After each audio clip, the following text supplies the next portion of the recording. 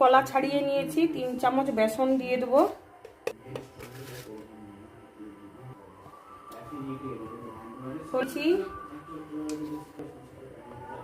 লঙ্কার গুঁড়ো, গরম মশলার গুঁড়ো,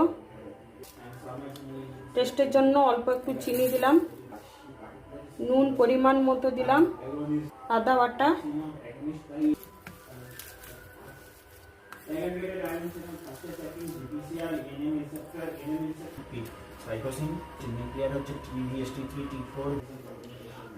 ছোট ছোট এইভাবে বল বানিয়ে নিচ্ছি। কোপ্তাগুলো হয়ে গেছে বানানো, এবার ভেজে নিচ্ছি। তেল বসিয়ে রেখেছিলাম আগে থেকে।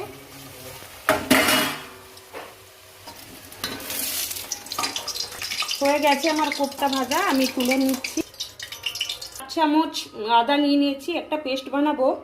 তো এবার লঙ্কা গুঁড়ো দিচ্ছি, অল্প দেবো, কোপ্তায় দিয়ে রেখেছি। জিরে গুঁড়ো, ধনে গুঁড়ো,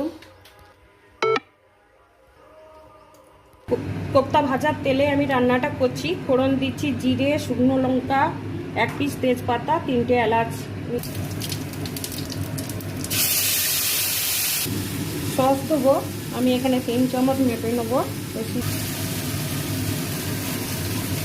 মশলাটা আমার কষানো হয়ে গেছে, কোপ্তাগুলো দিয়ে দিচ্ছি মশলার মধ্যে।